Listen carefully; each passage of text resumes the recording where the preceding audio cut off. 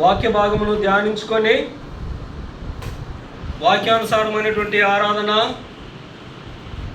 దేవుడు మన నుండి కోరినటువంటి ఆరాధన ఆయనకు మనం అర్పిద్దాం. రండి, దేవుని పరిశుద్ధ గ్రంథంలో నుండి కీర్తనల గ్రంథము 8వ అధ్యాయము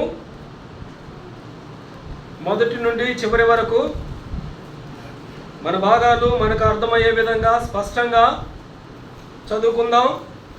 కీర్తనల గ్రంథము 8వ అధ్యాయము, ఆ అధ్యాయం అంతటిని మార్చి ఉత్తర ప్రత్యుత్తరంగా చదువుకుందాం. దావీదు కీర్తన 8వ అధ్యాయం. యెహోవా మా ప్రభువా, ఆకాశములలో నీ మహిమను కనపరచువాడా, భూమి యందంతటా నీ నామము ఎంత ప్రభావము గలది. శత్రువులను పలికించుకున్న వారిని మాన్పివేటుకై నీ విరోధులను బట్టి బాలుల యొక్కయు చంటి పిల్లల యొక్కయు స్తుతుల మూలమున నీవు ఒక దుర్గమును స్థాపించి ఉన్నావు. నీ చేతి పని అయిన నీ ఆకాశములను, నీవు కలుగు చేసిన చంద్ర నక్షత్రములను నేను చూడగా, నీవు మనిషిని జ్ఞాపకం చేసుకున్నటకు వాడేపాటివాడు, నీవు నరపుత్రుని దర్శించుటకు వాడేపాటివాడు. దేవుని కంటే వానిని కొంచెము తక్కువనిగా చేసి ఉన్నావు. మహిమా ప్రభావములతో వానికి కిరీటము ధరింపజేసి ఉన్నావు. నీ చేతి పనుల మీద వానికి అధికారం ఇచ్చి ఉన్నావు. గొర్రెలనన్నిటినీ, ఎడ్లనన్నిటినీ, అడవి మృగములను, ఆకాశ పక్షులను, సముద్ర మత్స్యములను, సముద్ర మార్గములలో సంచరించుతున్న వాటిని వారి పాదముల క్రింద నీవు ఉంచి ఉన్నావు. యెహోవా మా ప్రభువా, భూమి యందంతటా నీ నామము ఎంత ప్రభావము గలది. దేవుని కృప కొరకై చిన్న ప్రార్థన చేసుకుందాం.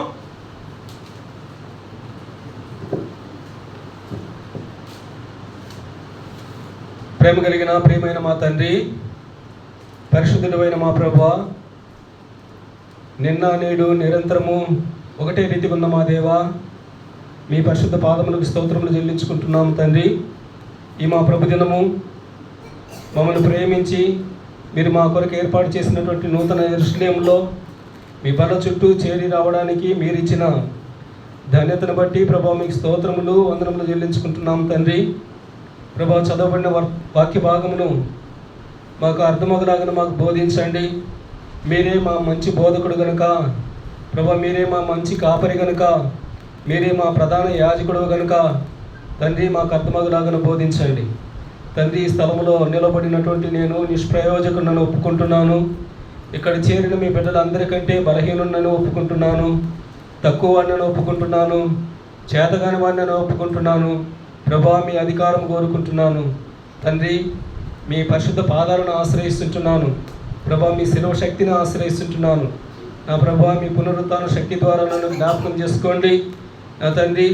యోహాను 3:34 ప్రకారం మీరు పంపిన వానికి ఆత్మను కొలతగా అనుగ్రహించి దేవుడవు కాదు కనుక తండ్రి, మీ సమృద్ధి అయినటువంటి ఆత్మను దయచేయండి ప్రభు. వాక్యమై ఉన్న మా దేవా, మీ ధవల సింహాసనం నుంచి మీరు అందిస్తేనే మీ బిడ్డలకు నేను పంచిపెట్టగలను తండ్రి. ప్రభా, దయతో నా ప్రార్థన ఆలకించి ఆరాధన కొరకైనటువంటి తలంపులు మాకు దయచేయవలసిందిగా ప్రార్థన చేసుకుంటున్నాం. దయగలిగిన మా తండ్రి, ప్రతి ఒక్కరికి వినగలిగిన చెవి, గ్రహించగలిగిన మనసు దయచేయండి నా తండ్రి. వాక్య భాగమును విని వాక్యానుసారమైనటువంటి ఆరాధన, మీరు కోరినటువంటి ఆరాధన, మీకు ఇష్టమైనటువంటి ఆరాధన మా హృదయమారా అర్పించడానికి మీరు మాకు సహాయం చేయండి. దయగలిగిన మా తండ్రి, ఈ స్థలంలో మీరున్నారని, మీ సంచారం ఉంచినారని మీకు కృతజ్ఞత వందనాలు చెల్లించుకుంటున్నాను. కనిపించినటువంటి అంధకార శక్తులను యేసు నామములో బంధిస్తుంటున్నాను ప్రభువా. నా ప్రార్థన అంగీకరించి సహాయం చేయమని వేడుకుంటూ ముందున్న సమయము మాకు ఆశీర్వదకరంగా మార్చమని సమస్త మహిమ, ఘనత, ప్రభావములు మీకే చెల్లించుకుంటూ మమ్మల్ని ప్రేమించి మా కోసం ప్రాణం పెట్టిన మా రక్షకుడు, మా విమోచకుడు, సజీవుడు, సర్వోన్నతుడు, సర్వాధికారి, సైన్యములకు అధిపతి అయిన దేవుడైన యేసు ప్రభువు వారి నామములో స్తుతించి ప్రార్థించి మిక్కిలి వినయముగా అడిగి వేడుకుంటున్నాను పరమ తండ్రి. ఆమేన్.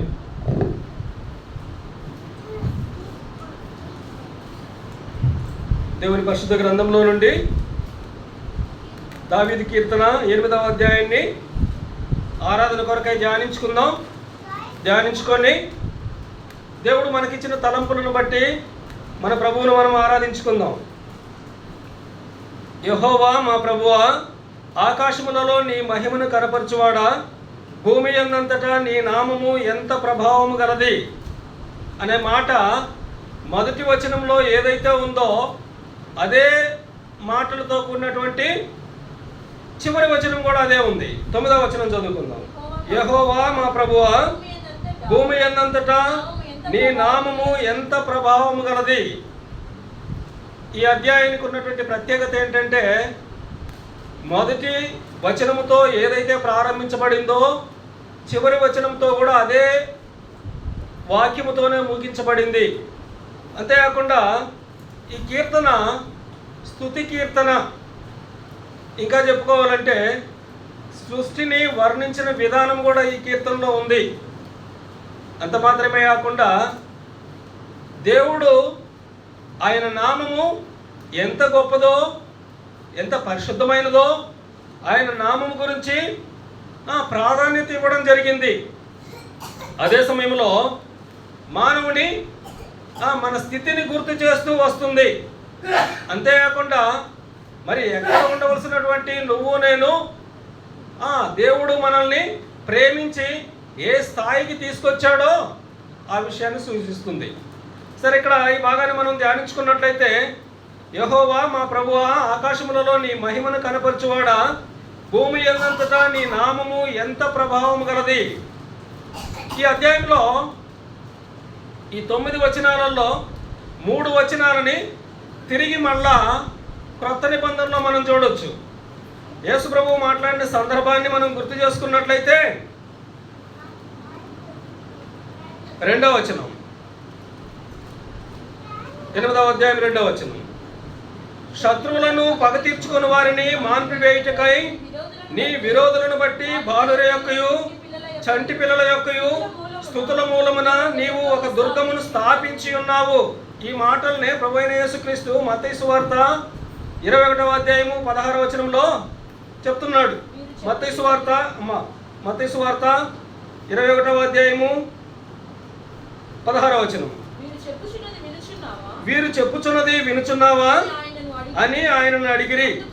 అందుకు యేసు, వినుచున్నాను, బాలుర యొక్కయు చంటి పిల్లల యొక్కయు నోట స్తోత్రము సిద్ధింపజేసితివి అను మాట మీరు ఎన్నడూ చదవలేదా అని వారితో చెప్పి. ఇక్కడ ఈ మాటలు ఎవరంటున్నారు?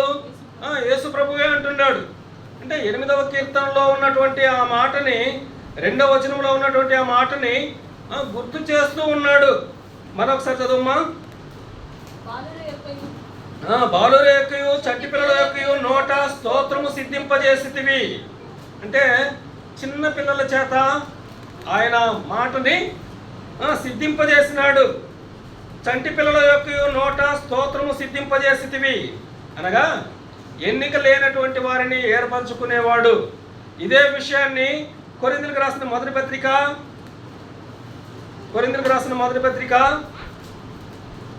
1వ అధ్యాయము 26, 27, 29 కలిసి చదువుకుందాం.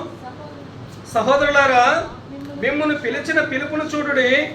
మీలో లోకరీతిని జ్ఞానులైనను గనులైనను గొప్ప వంశము వారినైనను అనేకులు పిలువబడలేదు, కానీ ఏ శరీరయు దేవుని ఎదుట అతిశయింపకుండునట్లు జ్ఞానులను సిగ్గుపరచుటకు లోకములో నుండి వెర్రివారిని దేవుడు ఏర్పరచుకొని ఉన్నాడు. బలవంతులైన వారిని సిగ్గుపరచుటకు లోకములో బలహీనులైన వారిని దేవుడు ఏర్పరచుకొని ఉన్నాడు. అంటే బాలుని చంటి పిల్లల్ని ఏర్పరచుకున్నాడు. వాళ్ళ నోట స్తోత్ర గీతము ఉంచి ఉన్నాడు. అదే మాటని ఇక్కడ మనం గమనించినట్లయితే, బలవంతులైన వారిని సిగ్గుపరచుటకు లోకములో బలహీనులైన వారిని దేవుడు ఏర్పరచుకొని ఉన్నాడు. ఎన్నికైన వారిని వ్యర్థం చేయుటకు లోకములో నీచులైన వారిని, తృణీకరింపబడిన వారిని, ఎన్నికలేని వారిని దేవుడు ఏర్పరచుకొని ఉన్నాడు. ఇక్కడ తిరిగి 8వ కీర్తనలోకి వచ్చినట్లయితే ఇంకో సందర్భంలో 5వ వచనం చదువు. 8వ అధ్యాయము 4 నుంచి చదువుకుందాం. నీవు మనుషుని జ్ఞాపకము చేసుకున్నటకు వాడేపాటి వాడు, నీవు నరపుత్రుని దర్శించుటకు వాడేపాటి వాడు, దేవుని కంటే వానిని కొంచెము తక్కువనిగా చేసి ఉన్నావు, మహిమ ప్రభావములతో వానికి కిరీటము ధరింపజేసి ఉన్నావు. ఇదే భాగాన్ని అపోస్తలుడైన పౌలు హెబ్రీయులకు రాసిన పత్రికలో, హెబ్రీయులకు రాసిన పత్రిక 2వ అధ్యాయము, హెబ్రీయులకు రాసిన పత్రిక 2వ అధ్యాయము 5వ వచనం నుంచి గమనిద్దాం. మనం మాట్లాడుచున్న ఆ రాబోవు లోకమును ఆయన దూతలకు లోపరచలేదు. అయితే ఒకడు ఒక చోట ఇలాగ దృఢముగా సాక్ష్యం ఇచ్చుచున్నాడు, నీవు మనిషిని జ్ఞాపకము చేసుకున్నటకు వాడేపాటి వాడు, నీవు నరపుత్రుని దర్శించుటకు వాడేపాటి వాడు, నీవు దేవదూతల కంటే వానిని కొంచెము తక్కువ వానిగా చేసితివి, మహిమ ప్రభావములతో వానికి కిరీటము ధరింపజేసితివి, నీ చేతి పనుల మీద వానికి అధికారం అనుగ్రహించితివి, వాని పాదముల క్రింద సమస్తమును ఉంచితివి. ఇంకా అక్కడ 9వ వచనంలో కూడా మనం గమనించినట్లయితే, దేవుని కృప వలన ఆయన ప్రతి మనుషుని కొరకు మరణం అనుభవించినట్లు దూతల కంటే కొంచెము తక్కువ వాడుగా చేయబడిన యేసు మరణము పొందినందున మహిమ ప్రభావములతో కిరీటము ధరించిన వారిగా ఆయనను చూచుచున్నాము. ఇదే కీర్తనల గ్రంథం 8వ అధ్యాయంలో పౌలు భక్తుడు హెబ్రీ సంఘానికి రాస్తూ ఆ మాటలు గుర్తు చేస్తున్నాడు. ఇంకో సందర్భాన్ని మనం గమనించినట్లయితే 8వ అధ్యాయం 8వ వచనం, సముద్ర మార్గములలో సంచరించుచున్న వాటిని వాని పాదముల క్రింద నీవు ఉంచి ఉన్నావు. ఈ భాగాన్ని మనం గమనించినట్లయితే కొరింథీయులకు రాసిన మొదటి పత్రిక 15వ అధ్యాయము, కొరింథీయులకు రాసిన మొదటి పత్రిక 15వ అధ్యాయము 27వ వచనం, దేవుడు సమస్తమును క్రీస్తు పాదముల క్రింద లోపరిచియుంచెను, సమస్తమును లోపరిచి ఉన్నదని చెప్పినప్పుడు ఆయనకు సమస్తమును లోపరిచిన వాడు తప్ప సమస్తమును లోపరచబడి ఉన్నదని సంగతి విషదమే. ఈ భాగాన్ని మనం గమనించినట్లయితే 8వ అధ్యాయం 8వ వచనంలో సముద్ర మార్గములలో సంచరించుచున్న వాటిని వాని పాదముల క్రింద నీవు ఉంచి ఉన్నావు, యేసు ప్రభువు పాదముల క్రింద ఉంచి ఉన్నాడనే మాటను మనము పౌలు భక్తుడు కొరింథీ సంఘానికి రాసినప్పుడు ఆ భాగాన్ని మనం చదువుకోవచ్చు. దేవుడు సమస్తమును క్రీస్తు పాదముల క్రింద లోపరిచి ఉంచి ఉన్నాడు అంటే ఈ అధ్యాయానికి ఎంత ప్రాధాన్యత ఉందో మనం గమనించాము. అంటే 8వ అధ్యాయంలో దాదాపు 4 వచనాలు తిరిగి క్రొత్త నిబంధనలో కూడా మనం చూస్తున్నాం. అంటే క్రొత్త నిబంధనలో కూడా ఈ మాటల్ని మనము గుర్తు చేసుకుంటూ వచ్చాము. ఇకపోతే ఈ కీర్తనల యొక్క ప్రత్యేకత ఇంకా ఏంటి? తిరిగి వద్దాం. 8వ అధ్యాయం, కీర్తనల గ్రంథము 8వ అధ్యాయము, యెహోవా మా ప్రభువా, ఆకాశములలో నీ మహిమను కనపరచువాడా. ఆయన ఆకాశములలో ఆయన మహిమను కనపరిచే దేవుడు. రండి నెహెమ్యా గ్రంథంలో నుంచి, నెహెమ్యా గ్రంథము 9వ అధ్యాయము, నెహెమ్యా గ్రంథము 9వ అధ్యాయము 6వ వచనం, నెహెమ్యా గ్రంథము 9వ అధ్యాయం 6వ వచనం, పేజీ నంబర్ 407. నీవే అద్వితీయుడమైన యెహోవా, నీవే ఆకాశమును మహాకాశములను వాటి సైన్యమును, భూమిని దానిలో ఉండునది అంతటిని, సముద్రములను వాటిలో ఉండునది అంతటిని సృజించిన వాటినన్నిటినీ కాపాడువాడవు. ఆకాశ సైన్యమంతయు నీకే నమస్కారం చేయుచున్నది. ఎందుకు ఆకాశ సైన్యమంతా ఆయనకే నమస్కారం చేస్తుంది? ఎందుకంటే ఆయనే సమస్తమును సృష్టించాడు. ఆయనే అద్వితీయుడైన దేవుడు.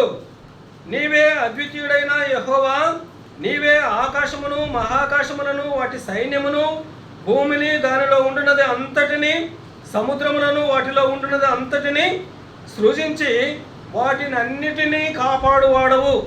అందుకని ఆయన సృష్టికర్త, ఆయన కాపాడే దేవుడు కాబట్టి ఆయనను మనము ఆరాధించవలసినటువంటి వారమై ఉంటున్నాము. అలాగే 8వ అధ్యాయము 2వ వచనం, మొదటి వచనం, 8వ అధ్యాయము మొదటి వచనంలో 2వ భాగం, భూమి అన్నంతటా నీ నామము ఎంత ప్రభావము గలది. ఆయన నామము ప్రభావము కలిగినటువంటి నామము. ఎంత ప్రభావము కలిగినదో మనం చూద్దాం. ఎంత ప్రభావం కలిగినది? కీర్తనల గ్రంథము 48వ అధ్యాయము 48వ అధ్యాయము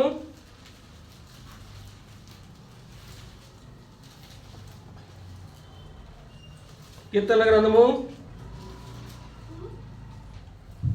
48:10.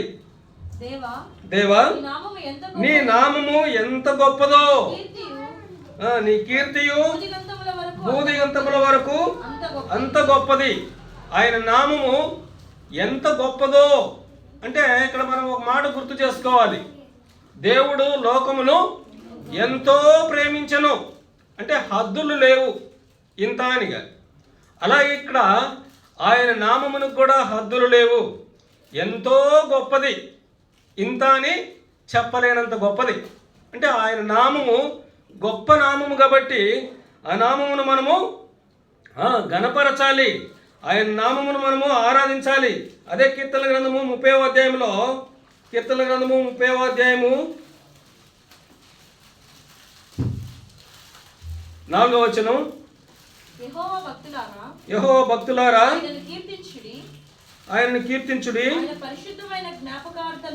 ఆయన పరిశుద్ధమైన జ్ఞాపకార్థ నామమును బట్టి ఆయనను స్తుతించుడి. ఆయన పరిశుద్ధమైన జ్ఞాపకార్థ నామము, ఆయన నామము ఎంతో గొప్పది, అదే సమయంలో ఆయన నామము పరిశుద్ధమైనది. అంటే ఇట్టి పరిశుద్ధమైన ఆయన నామమును మనము ఆరాధించాలి, ఆయన నామమును మనము గొప్ప చేయాలి, ఆయన నామమును మనము ఘనపరచాలి. అలాగే 54వ కీర్తనలో 54వ కీర్తన 6వ వచనం, 54వ కీర్తన 6వ వచనం, యెహోవా నీ నామము ఉత్తమము, నేను దానికి కృతజ్ఞతాస్తుతులు చెల్లించుచున్నాను. ఇక్కడ భక్తుడు అంటున్నాడు, దావీదు భక్తుడు, నీ నామము ఉత్తమము కాబట్టి నేనేం చేస్తున్నాను? కృతజ్ఞతాస్తుతులు చెల్లిస్తున్నాను. అంటే ఆయన నామము గొప్పది, ఆయన నామము పరిశుద్ధమైనది, పూజించదగినది, ఉత్తమమైనది. కాబట్టి ఆ నామమునకు మనం కృతజ్ఞతాస్తుతులు చెల్లించే వారిగా ఉండాలి. అలాగే 72వ కీర్తన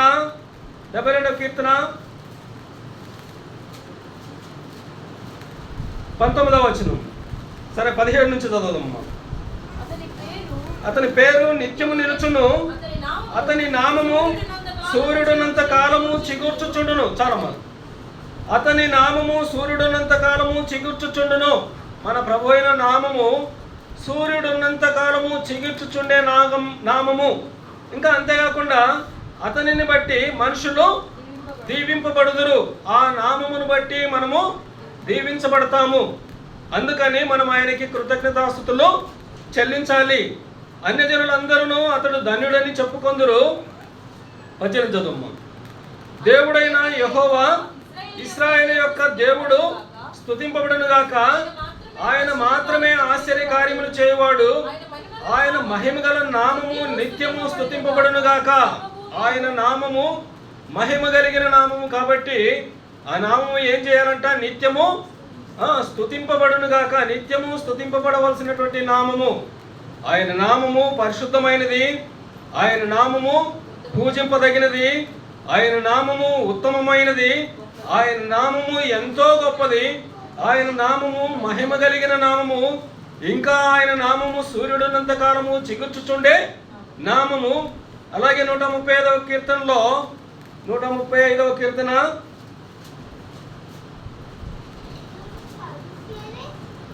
ఆయన నామం గురించి 135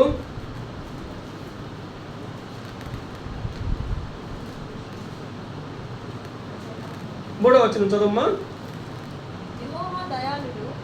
యెహోవా దయాళుడు, యెహోవాను స్తుతించుడి, ఆయన నామమును కీర్తించుడి, అది మనోహరము. ఆయన నామమును కీర్తించుడి, అది మనోహరము. మనోహరమైన నామము కాబట్టి ఆ నామాన్ని మనము కీర్తించవలసినటువంటి వారం అయి ఉంటున్నాం. అలాగే ఇంకో చోట 113వ కీర్తన 113వ కీర్తన ఆ భాగం చదువమ్మా మొదటి నుంచి. యెహోవాను స్తుతించుడి, యెహోవా సేవకులారా ఆయనను స్తుతించుడి, యెహోవా నామమును స్తుతించుడి. ఇది మొదలుకొని ఎల్లకాలము యెహోవా నామము సన్నతింపబడును గాక. సూర్యోదయం మొదలుకొని సూర్యాస్తమయం వరకు యెహోవా నామము స్తుతి నొందదగినది. ఎంతవరకు? ఇది మొదలుకొని ఎల్లకాలము యెహోవా నామము స్తుతింపబడును గాక. సూర్యోదయం మొదలుకొని సూర్యాస్తమయం వరకు యెహోవా నామము స్తుతి నొందదగినది. చదువమ్మా. యెహోవా అన్యులందరి ఎదుట మహోన్నతుడు. సరేమ్మా. ఇక్కడ దేవుని నామము సూర్యోదయం మొదలుకొని సూర్యాస్తమయం వరకు స్తుతి నొందదగినది, ఎల్లకాలము స్తుతి నొందదగినది. ఆయనను మనము స్తుతించవలసినటువంటి వారమై ఉంటున్నాము. అందుకని ఆ గొప్ప నామమును మనము కీర్తించాలి. ఇంకా ఆయన నామమును గురించి యోహాను భక్తుడు ప్రకటన గ్రంథానికి రాస్తూ 7 సంఘాలతో చెప్పబడిన సందర్భాన్ని మనం గుర్తు చేసుకుందాం. ప్రకటన గ్రంథము 2వ అధ్యాయము ఎఫెసు సంఘానికి రాస్తున్నప్పుడు ఆయన నామం గురించి ఏమని గుర్తు చేస్తున్నారు? 7 నక్షత్రములను తన కుడి చేత పట్టుకొని 7 దీపస్తంభముల మధ్య సంచరించువాడు. అదే ఆయన నామము. 7 దీపస్తంభముల మధ్య 7 నక్షత్రములను తన కుడి చేత పట్టుకొని ఒకే చేత్తో 7 నక్షత్రాలను పట్టుకున్నాడు. పట్టుకోవడమే కాకుండా 7 దీపస్తంభముల మధ్య సంచరించువాడు ఆయనే ప్రభు అయిన యేసుక్రీస్తు. అలాగే స్మరణ సంఘంతో రాసినప్పుడు మొదటి వాడును కడపటి వాడును అయ్యుండి మృతుడై మరలా బ్రతికిన వాడు. అలాగే పెర్గము సంఘమునికి చెప్పినప్పుడు వాడి అయిన 2 అంచులు గల ఖడ్గము గలవాడు. అలాగే తూతేరా సంఘముతో చెప్పినప్పుడు అగ్నిజ్వాల వంటి కన్నులను అపరంజిని కోరిన పాదములను గల దేవుని కుమారుడు. ఇంకా సార్దీ సంఘానికి చెప్పినప్పుడు 7 నక్షత్రములను దేవుని 7 ఆత్మలు గలవాడు. ఆయన దేవుని 7 ఆత్మలు కలిగిన వాడు అని గుర్తు చేస్తూ ఉన్నారు. అలాగే ఫిలదెల్ఫియా సంఘానికి చెప్పినప్పుడు దావీదు తాళపు చెవి కలిగి ఎవడును వేయలేకుండా తీవాడును ఎవడును తీయలేకుండా వేయవాడునైన సత్యస్వరూపియగు పరిశుద్ధుడు. మన ప్రభువు నామాలు ఇవన్నీ కూడా. అలాగే లవదీకియా సంఘానికి చెప్పినప్పుడు ఆమెనను వాడును నమ్మకమైన సత్య సాక్షియు దేవుని సృష్టికి ఆదియునైన వాడు చెప్పు సంగతులు. అంటే ఇక్కడ దేవుని సృష్టికి ఆది అయినటువంటి వాడు. అవును, ఆయన ఆదియు అంతమై ఉన్నటువంటి వాడు. ఆయన అల్ఫయు ఒమేగా అయినటువంటి వాడు. ఆ గొప్ప నామము కలిగినటువంటి మన ప్రభువును మనము ఆరాధించాలి. అంటే ఆయన నామమును మనం పూజించాలి, ఆయన నామమును మనము గొప్ప చేయాలి. సరే, ఇప్పుడు ఆ నామము మనకేం చేసింది? ఇప్పుడు ఆయన నామము ఘనమైన నామము అని, గొప్ప నామమని, పరిశుద్ధమైన నామమని మనం గుర్తు చేసుకుంటూ వచ్చాం. ఆ గొప్ప నామము, పరిశుద్ధమైన నామము, పూజింపదగిన నామము నీకు నాకు ఏం చేసింది? రెండు అపోస్తల కార్యములు 4వ అధ్యాయము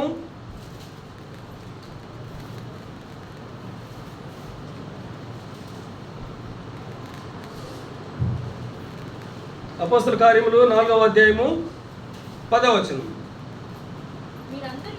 మీరందరూ ఇశ్రాయేలు ప్రజలందరూ తెలుసుకొనవలసినదేమనగా మీరు సిలువ వేసినట్టు మృతులలో నుండి దేవుడు లేపినట్టు నజరేయుడైన యేసుక్రీస్తు నామమునే వీడు స్వస్థత పొంది మీ ఎదుట నిలుచుచున్నాడు. ఈ భాగాన్ని మనం గమనించినట్లయితే ఆ నామం ఏం చేసింది? స్వస్థతనిచ్చింది. అంటే ఈ నామము మనకు చేసిన కార్యం ఏంటి? మన జీవితంలో కూడా, మన పరిస్థితుల్లో, మన ఇబ్బందుల్లో ఉన్నప్పుడు, మన అనారోగ్య పరిస్థితుల్లో ఉన్నప్పుడు మనకు స్వస్థత ఇచ్చినటువంటి నామముగా ఉంటుంది. సరే, ఈ భాగాన్ని మనకి ఇంకా బాగా అర్థం కావాలంటే మీరు తర్వాత గుర్తు చేసుకోండి. ఇప్పుడు గుర్తు చేస్తాను, తర్వాత ఇంటికి పోయిన తర్వాత మీరు చదివి ధ్యానించుకోవచ్చు. 3వ అధ్యాయంలో కుంటి భిక్షకుడు ఉంటాడు. వాడు కదలలేని స్థితిలో ఉంటాడు, కనీసం నడవలేడు. వాడిని నలుగురు మోసుకొని వచ్చి ఆ శృంగారమని దేవాలయం దగ్గర పడుకోబెట్టేవాళ్ళు. వాడు ప్రతిరోజు అడుక్కునేవాడు, కానీ వాడికి స్వస్థత లేదు. ఆ సందర్భాన్ని గుర్తు చేసుకుందాం. 3వ అధ్యాయము 4వ వచనం నుంచి. 3వ అధ్యాయం 4వ వచనం. పేతురును యోహానును వానిని తేరి చూచి మా తట్టు చూడుమనిరి. వాడు వారి యొద్ద ఏమైనా దొరుకునని కనిపెట్టుచు వారి యందు లక్ష్యం ఉంచెను. అక్కడ పరిస్థితి మనం ఒక్కసారి గుర్తు చేసుకున్నట్లయితే, ఆ శృంగారం అనే దేవాలయం దగ్గర పడి ఉన్నాడు. వాడిని చూసి అయ్యో పాపమని అందరూ వాళ్ళకి కలిగినది అంటే డబ్బు ఏదో ఇస్తున్నారు, అవి తీసుకుంటూ ఉన్నాడు. అయితే ప్రతిరోజు ఇదే పనే. కానీ ఇప్పుడు పేతురు యోహానులు అదే దేవాలయానికి వచ్చారు. ఆ పేతురు యోహానుల వైపు ఆ భిక్షకుడు చూశాడు. చూస్తే అంటే ఏదో ఇస్తాడనే ఆశతో అందరు ఇస్తున్నారు, అయినా వల్ల ఆయన ఆశ తీరడం లేదు. సరే, ఇప్పుడు పేతురు యోహానుల వైపు కూడా చూశాడు. పేతురు యోహాను వైపు చూస్తే పేతురును యోహానును వారిని తేరు చూచి మా తట్టు చూడమని అన్నప్పుడు ఏదో ఇస్తాడు అని ఆశతో చూశారు. కానీ చూస్తే ఏమిచ్చాడు? అంతటా పేతురు వెండి బంగారములు నా యొద్ద లేవు గాని నాకు కలిగినదే నీకు ఇచ్చుచున్నాను. యేసుక్రీస్తు నామమున లేమని చెప్పి వాని కుడి చేయి పట్టుకొని లేవనెత్తెను. వెంటనే వాని పాదములను చీలమండలను బలం పొందెను. సరే, ఇక్కడ ఏదో ఇస్తాడేమని చూశారు. అందరూ ధనం ఇస్తున్నారు, వెండి బంగారాలు ఏమన్నా ఇస్తున్నారేమో, అయ్యో పాపమని దేవాలయం దగ్గర అడుక్కుంటున్నాడు కదా అని. ఈయన కూడా ఇస్తారని ఎదురు చూస్తున్నాడు. చూస్తే పేతురు భక్తుడు అంటున్నాడు, వెండి బంగారాలు మా దగ్గర లేవు కానీ అంతకంటే శ్రేష్టమైనది ఉంది. ఏంది అంతకంటే శ్రేష్టమైనది? యేసు నామం ఉంది. అంటే వేల కొలది వెండి బంగారు నాణముల కంటే నీవిచ్చిన ధర్మశాస్త్రము నాకు మేలు అని 119వ కీర్తనలో మనం చూడవచ్చు. అంటే వాళ్ళు ఇచ్చే ధనముతో వానికి ఎంత మాత్రము ప్రయోజనం లేదు. వాడు ప్రతిరోజు అడుక్కుంటున్నాడు, మళ్ళా యథావిధిగా ఉదయాన్నే మోసుకొని వస్తున్నారు, మళ్ళా అడుక్కుంటున్నాడు. కానీ ఇక్కడ జరిగిన సందర్భం అయితే వాళ్ళు ఎవ్వరూ ఇవ్వలేనిది పేతురు యోహానులు ఇచ్చారు. ఏమి ఇచ్చారు? స్వస్థత ఇచ్చారు. అంటే ఇక్కడ అతడు పేతురు వెండి బంగారములు నా యొద్ద లేవు కానీ నాకు కలిగినదే నీకు ఇచ్చుచున్నాను, నజరేయుడైన యేసుక్రీస్తు నామమున నడువమని చెప్పి వాని కుడి చేయి పట్టుకొని లేవనెత్తెను. వెంటనే వాని పాదములు చీలమండలను బలము పొందెను. వాడు దిగ్గున లేచి నిలిచి నడిచెను. నడుచుచు గంతులు వేయుచు దేవుని స్తుతించుచు వారితో కూడా దేవాలయంలోనికి వెళ్ళెను. అప్పటి వరకు ఎప్పుడూ వాడు దేవాలయంలోనికి వెళ్ళలేదు, దేవాలయం బయటే ఉన్నాడు. ఇంకపోతే ఇంకా ఏం చేస్తున్నాడు? అడుక్కుంటున్నాడు. వాని స్వార్థం కోసమే అడుక్కుంటున్నాడు. కానీ ఇప్పుడు యేసునామం ఏం చేసింది? వానికి స్వస్థత ఇచ్చింది. అంతేకాకుండా స్వస్థతతో పాటు ఇంకేమిచ్చింది? దేవుని మందిరంలోనికి ప్రవేశం ఇచ్చింది. దేవుని మందిరంలోనికి వచ్చాడు, గంతులు వేస్తున్నాడు, సంతోషిస్తున్నాడు. అప్పటి వరకు వానికి సంతోషం తెలుసా? సంతోషం లేదు. ఎప్పుడు ఏడుపుతో అడుక్కోవడమే. కానీ ఇప్పుడు ఏమైంది? వాడి ఏడుపు పోయింది, వాడి దుఃఖం పోయింది, వాడికి స్వస్థత కలిగింది. దేవుని మందిరంలోనికి వచ్చి దేవుని స్తుతిస్తున్నాడు. అంటే ఎంత ఆధిక్యత! ఎక్కడో బయట ఉండవలసినటువంటి వాడు, అడుక్కుంటున్నటువంటి వాడు, యేసునామం ఏం చేసింది? వానికి స్వస్థత ఇచ్చింది, దేవుని మందిరంలోనికి ప్రవేశం ఇచ్చింది. అదే సమయంలో వాడు దేవుని స్తుతించేవాడుగా రాజులైన యాజక సమూహంలో వాడు చేరి ఆరాధిస్తున్నాడు. అదే విషయాన్ని మనకు అన్వయించుకున్నట్లయితే మనము కూడా రక్షణ లేనప్పుడు వీని వంటి వాడమే. మనము దేవుని మందిరానికి బయట ఉన్నటువంటి వారమే. అయితే ఎప్పుడైతే మనం రక్షించబడ్డామో దేవుని మందిరానికి రాగలిగాము. అంతేకాకుండా దేవుని మందిరానికి వచ్చి దేవుని ఆరాధిస్తున్నాము. అంటే దేవుని ఆరాధించడము ఇది దేవదూతల ఆరాధన కంటే కూడా నీ ఆరాధన నా ఆరాధన దేవుడు కోరుకున్నాడు. అంటే మనం ఆరాధించాలని, మనం ఆరాధిస్తే మన ఆరాధన చూసి ఆయన సంతోషించాలని, అది ఆయన యొక్క ఉద్దేశము. ఆ ఉద్దేశము నెరవేర్చబడింది. ఇక్కడ ఈ కుంటివాని విషయంలో అదే జరిగింది. అంటే యేసు నామములో ఏముంది? స్వస్థత ఉంది. అలాగే అపొస్తలుల కార్యము 4వ అధ్యాయము 12వ వచనం, మరి ఎవరి వలనను రక్షణ కలుగదు, ఈ నామమునే మనము రక్షణ పొందవలను గాని ఆకాశము క్రింద మనుషులలో ఇవ్వబడిన మరి ఏ నామమున రక్షణ పొందలేము అనెను. ఇంకా యేసు నామములో ఇంకా ఏముంది? రక్షణ ఉంది. భౌతికపరమైన స్వస్థతే కాదు, ముఖ్యంగా దేవుని ప్రజలంగా మనకేమవసరము అంటే భౌతికపరమైన స్వస్థత, భౌతికపరమైన ఆశీర్వాదాలు కాదు మనకు కావాల్సింది. మనకు ముఖ్యంగా కావాల్సినటువంటి రక్షణ అవసరము. ఇటు రక్షణ ప్రభు అయిన యేసు నామములో ఉంది. మన చదువు, మరి ఎవని వలన రక్షణ కలుగుదు, ఈ నామమునే మనము రక్షణ పొందవలను గాని ఆకాశము క్రింద మనుషులలో ఇవ్వబడిన మరి ఏ నామమున రక్షణ పొందలేము. అంటే ఏ నామములో కూడా మనకు రక్షణ లేదు, యేసు నామములోనే రక్షణ. ఈ నామం మనకి ఏం చేసింది? యేసు నామములో స్వస్థత కలిగింది, యేసు నామములో రక్షణ కలిగింది. ఇంకా అపొస్తలుల కార్యము 2వ అధ్యాయము, అపొస్తలుల కార్యములు 2వ అధ్యాయము 38వ వచనం, అపొస్తలుల కార్యములు 2వ అధ్యాయం 38వ వచనం, పేతురు, మీరు మారు మనసు పొంది పాపక్షమాపణ నిమిత్తము ప్రతివాడు యేసుక్రీస్తు నామమున బాప్తిస్మం పొందుడి, అప్పుడు మీరు పరిశుద్ధాత్మను వరమును పొందుదురు.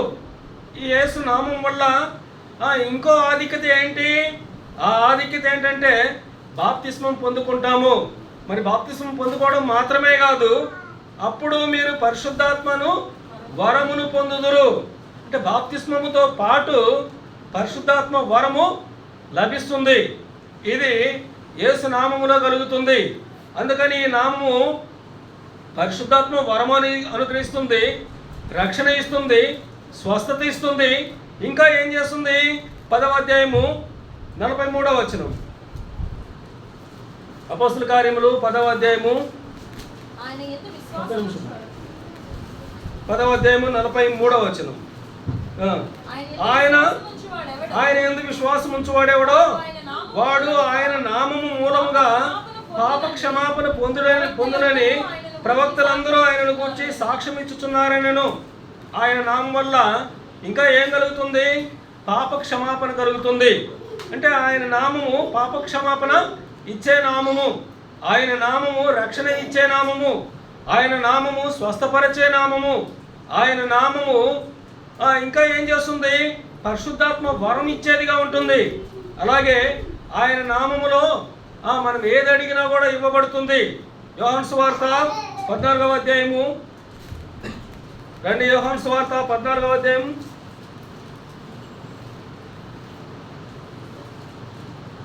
14 నా నామమున మీరు నన్నేమి అడిగినను నేను చేతును. ఆయన నామములో మనం ఏమి అడిగినా కూడా ఆయన మనకి చేస్తాడు. ఇంకా ఆ నామము బలమైన దుర్గమని సామెతల గ్రంథంలో మనం చూడవచ్చు. సామెతల గ్రంథము 18వ అధ్యాయము, సామెతల గ్రంథము 18వ అధ్యాయము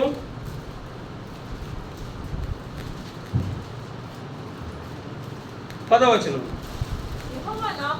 యెహోవా నామము బలమైన దుర్గము, నీతిమంతుడు అందులోనికి పరిగెత్తి సురక్షితముగా నుండును. అంటే ఆయన నామములో ఇంకేముంది? క్షేమం ఉంది. ఆయన నామములో భద్రత ఉంది, సురక్షితంగా ఉంటారు. ఆయన నామము దగ్గరికి వస్తే మేలు కలుగుతుంది. అంటే ఇన్ని ఆధిక్యతలు ఆయన నామములో ఉన్నాయి. ఆయన నామము గొప్పతనం గురించి మనం గుర్తు చేసుకుంటూ వచ్చాం. ఆయన నామము మనకేం చేసిందో మనం గుర్తు చేసుకుంటూ వచ్చాం. ఇప్పుడు రండి కీర్తనల గ్రంథం 8వ అధ్యాయంలోకి వద్దాం. కీర్తనల గ్రంథము 8వ అధ్యాయము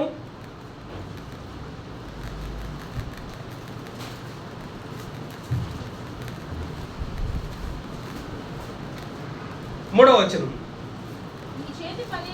నీ చేతి పని అయిన నీ ఆకాశములను నీవు కలుగు చేసిన చంద్ర నక్షత్రములను నేను చూడగా, నీవు మనుషుని జ్ఞాపకము చేసుకున్నటకు వాడే పాటి వాడు, నీవు నరపుత్రుని దర్శించుటకు వాడే పాటి వాడు. ఇక్కడ సరే, దేవుని నామం గురించి మనం గుర్తు చేసుకుంటూ వచ్చాం. ఇప్పుడు మనుషుల గురించి కూడా మనం గుర్తు చేసుకుందాం. ఆ భాగం మళ్ళీ ఒకసారి చదువుతాను. నీవు మనుషుని జ్ఞాపకము చేసుకున్నటకు వాడే పాటి వాడు.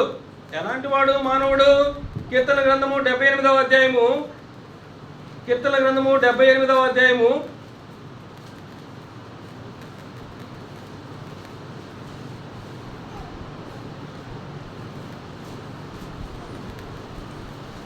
39వ వచనం. కాగా వారు కేవలము శరీరులై ఉన్నారనియు విసరి వెళ్ళి మరలి రాని గాలి వలెనున్నారనియు ఆయన జ్ఞాపకము చేసుకొనును. మనం ఎలాంటి వారమంట? కేవలము శరీరము, విసరి వెళ్ళి మళ్ళా రాని గాలి, అంటే గాలి వంటి వారమే అని. అలాగే 39వ కీర్తనలో 39వ కీర్తన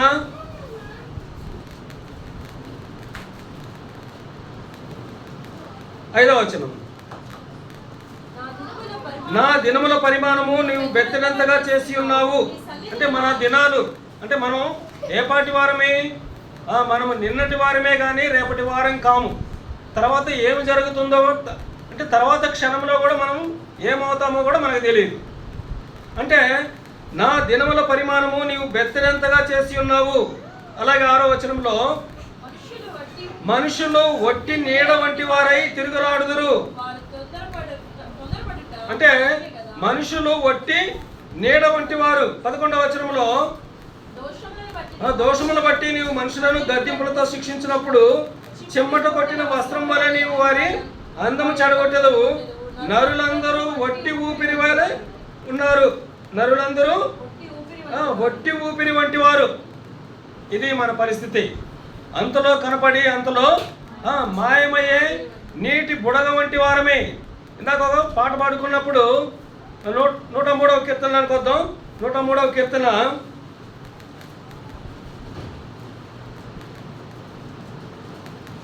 14-15 వచనాలు. మనము నిర్మింపబడిన రీతి ఆయనకు తెలిసే ఉన్నది. మనము మంటివారమని ఆయన జ్ఞాపకం చేసుకొనిచున్నాడు. మనం ఎలాంటి వారమే? మంటివారమే. 15 చదవమ్మా. నరుని ఆయువు గడ్డి వలెనున్నది. అడవి పువ్వు పూయినట్లు వాడు పూయును. దాని మీద గాలి వీచగా అది లేకపోవును. చాలమ్మా. నరుని ఆయువు గడ్డి వలెనున్నది. అది అడవి పువ్వు పూయినట్లు వాడు పూయును. దాని మీద గాలి వీచగా అది లేకపోవును. ఇది మన పరిస్థితి. అయితే ఇలాంటి మనల్ని ఆయన ఏం చేస్తున్నాడు? ఇంకొక భాగాన్ని కూడా చూద్దాం. యెషయా గ్రంథము 40వ అధ్యాయము, యెషయా గ్రంథము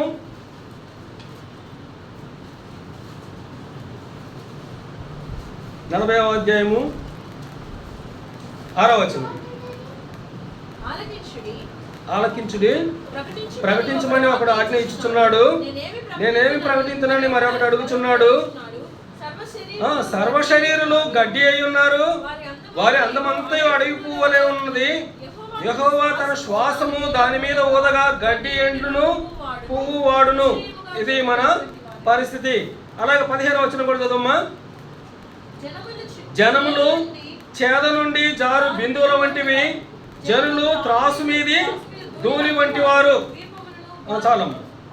మనము ఎలాంటి వారమంటే త్రాసు మీద ధూళి లాంటి వారమే.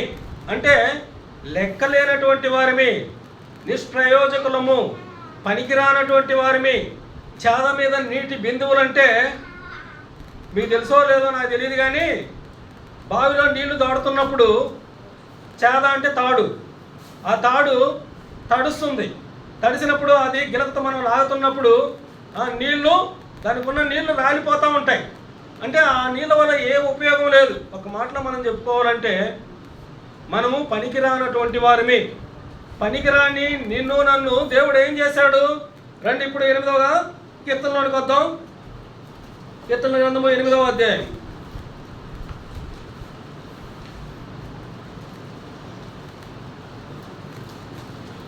నీవు మనుషుని జ్ఞాపకం చేసుకున్నటకు వాడు ఏ పాటి వాడు, నీవు నరపుత్రుని దర్శించుటకు వాడు ఏ పాటి వాడు, దేవుని కంటే వానిని కొంచెము తక్కువ వానిగా చేసి ఉన్నావు. అంటే మన స్థితి మనం గుర్తు చేసుకుంటూ వచ్చాం. మనం అంతలో కనబడి అంతలో మాయమయ్యే నీటి బుడగ వంటి వారమి. ఇంకో సందర్భంలో రాయబడి ఉంది, గొర్రెల కాపరి గుడిసె వంటి వాడు అని కూడా ఉంది. అంటే గొర్రెల కాపరి గుడిసె అది శాశ్వతమైనది కాదు. ఈరోజు ఇక్కడ వేస్తారు గొర్రెల కాపరి గుడిసె, ఇక్కడ గొర్రెలు మేపుకుంటాడు, తర్వాత దాన్ని ఓడబీకి మళ్ళీ ఇంకో చోట వేస్తాడు. అంటే శాశ్వతమైనది కాదు, తాత్కాలికమైనది. అదే సమయంలో ఇంకో చోట ఏమని రాయబడి ఉందంటే, ఏబు గ్రంథంలో అయితే పురుగు వంటి వాడు అని రాయబడి ఉంది. సాగిన నీడ వంటి వాడు. సాగిన నీడ ఏమీ చేయలేదు, నీడ వల్ల ఏమన్నా ఫలితం ఉందా అంటే ఏమీ లేదు. అంటే అలాంటి మనల్ని దేవుడు మనల్ని ప్రేమించి ఏం చేశాడు, నీవు కలుగు చేసిన చంద్ర నక్షత్రములను నేను చూడగా నీవు మనుషుని జ్ఞాపకం చేసుకుంటకు వాడు ఏ పాటి వాడు, నీవు నరపుత్రులను దర్శించుటకు వాడు ఏ పాటి వాడు, దేవుని కంటే వాని కొంచెము తక్కువనిగా చేసి ఉన్నావు. దేవుని కంటే కొంచెము తక్కువనిగా చేసి ఉన్నావు. ఇంకో సందర్భంలో ప్రకటన గ్రంథంలో యేసు ప్రభువు చెప్తున్నటువంటి మాట, ప్రకటన గ్రంథము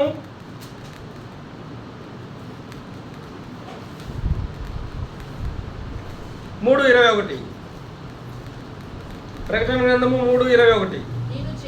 నేను జయించి నా తండ్రితో కూడా ఆయన సింహాసనమునందు కూర్చుంటున్న ప్రకారము జయించు వారిని నాతో కూడా నా సింహాసనమునందు కూర్చుండనిచ్చేదను, నా సింహాసనమునందు కూర్చుండనిచ్చేదను అంటున్నాడు.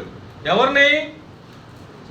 జయించినటువంటి వాడిని. ఎవరు జయించేవాళ్ళు? జయ జీవితం కలిగినటువంటి వారు ఎవరు? ప్రభువు పిల్లలు, దేవునికి నమ్మకంగా ఉన్నటువంటి వారు. వారిని ఏం చేస్తారు? తన కుర్చీలో కూర్చోబెట్టుకుంటాడు.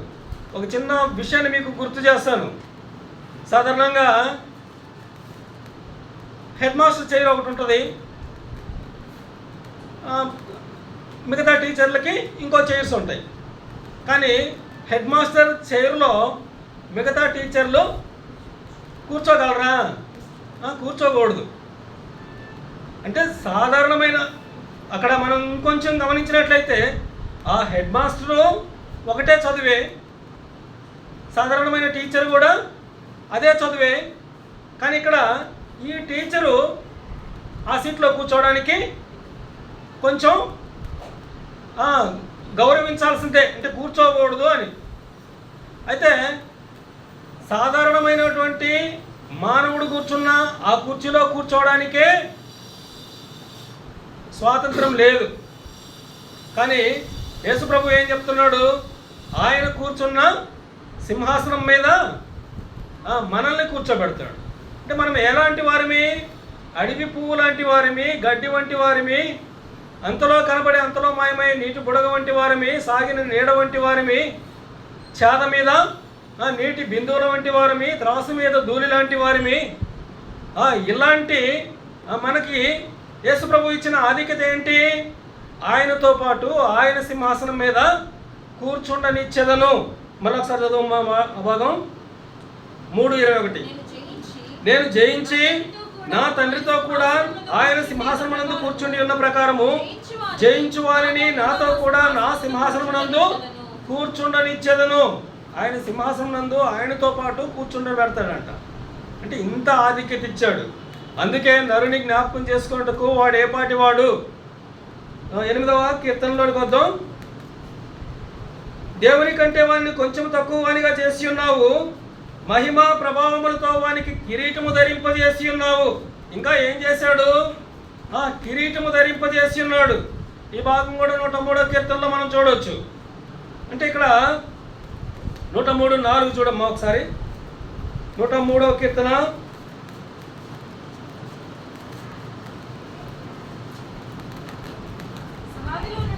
సమాధిలో నుండి నీ ప్రాణమును విమోచించుచున్నాడు, కరుణా కటాక్షములను నీకు కిరీటముగా ఉంచుచున్నాడు.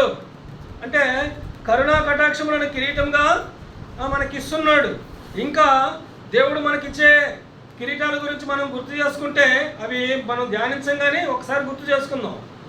ఆయన అక్షయ కిరీటం మనకిస్తాడు, అలాగే అతిశయ కిరీటం ఇస్తాడు, నీతి కిరీటం ఇస్తాడు, వాడబారని కిరీటం ఇస్తాడు, ఇంకా జీవ కిరీటం ఇస్తాడు. తర్వాత యెషయా గ్రంథంలో చెప్పబడినట్లుగా భూషణ కిరీటము, ఇంకా మనకి నీతి కిరీటం. అంటే ఇలాంటి కిరీటాలు అన్నీ కూడా దేవుడు మనకి అనుగ్రహిస్తున్నాడు. మహిమా ప్రభావములతో వానికి కిరీటము ధరింపజేసి ఉన్నావు, నీ చేతి పనుల మీద వానికి అధికారం ఇచ్చి ఉన్నావు. దేవుని చేతి పని మీద, దేవుని సృష్టి మీద మానవునికి అధికారం ఇచ్చి ఉన్నాడు. నీ చేతి పనుల మీద వానికి అధికారం ఇచ్చి ఉన్నావు. గొర్రెలనన్నిటినీ, ఎడ్లనన్నిటినీ, అడవి మృగములను, ఆకాశ పక్షులను, సముద్ర మత్స్యములను, సముద్ర మార్గములలో సంచరించుచున్న వాటిని వాని పాదముల క్రింద నీవు ఉంచి ఉన్నావు. అంటే ఎక్కడో ఉండవలసినటువంటి మానవుణ్ణి వానికి ఇచ్చినటువంటి ఆధిక్యతలు ఏమై ఉన్నాయి మళ్ళీ ఒక్కసారి గుర్తు చేసుకుందాము. దేవుని కంటే వారిని కొంచెం తక్కువ వానిగా చేసి ఉన్నావు. మహిమా ప్రభావములతో వానికి కిరీటము ధరింపజేసి ఉన్నావు. ఆయన చేతి పనుల మీద అధికారం అంతటిని ఇచ్చి ఉన్నాడు. అడవి మృగములను, ఆకాశ పక్షులను, సముద్ర మత్స్యములను, సముద్ర మార్గంలో సంచరించున్న వాటిని అన్నిటినీ వారి పాదముల కింద నీవు ఉంచి ఉన్నావు. అంటే ఇన్ని ఆధిక్యతలు దేవుడు నీకు నాకు అనుగ్రహించాడు. అందుకని మన ప్రభువును మనము ఆరాధించబద్ధులమై ఉంటున్నాము. 9వ వచనం, యెహోవా మా ప్రభువా, భూమి యందంతటా నీ నామము ఎంత ప్రభావము గలది. ఆయన నామము ఎంతో ప్రభావము కలిగినటువంటిది. అందుకే అంతటి ప్రభావము కలిగిన నామమును మనము ఘనపరచాలి, ఆ నామాన్ని మనము కీర్తించాలి. ఆయన నామము ఫిలిప్పీలకు రాసిన పత్రిక 2వ అధ్యాయము ముగించుకుందాం. ఫిలిప్పీలకు రాసిన పత్రిక 2వ అధ్యాయము 9వ వచనం, అందుచేతను పరలోకమందున్న వారిలో గాని, భూమి మీద ఉన్న వారిలో గాని, భూమి క్రింద ఉన్న వారిలో గాని ప్రతి వాని మోకాలును యేసు నామమున వంగునట్లును, ప్రతి వాని నాలుకయు తండ్రి అయిన దేవుని మహిమార్థమై యేసుక్రీస్తు ప్రభు అని ఒప్పుకొనున్నట్లును దేవుడు ఆయనకు అధికముగా హెచ్చించి ప్రతి నామమునకు పైనామమును ఆయనకు అనుగ్రహించను. ప్రతి నామమునకు పైనామము ఆయనకి అనుగ్రహించాడు.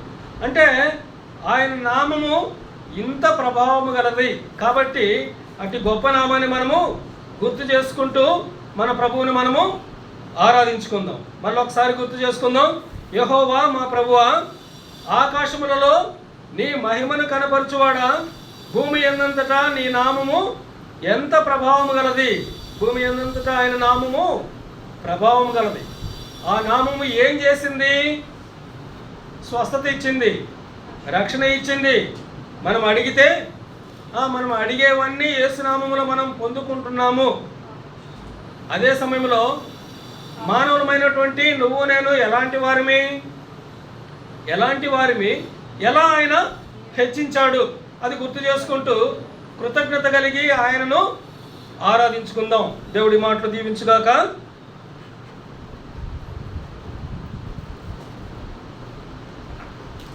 అన్నా పాట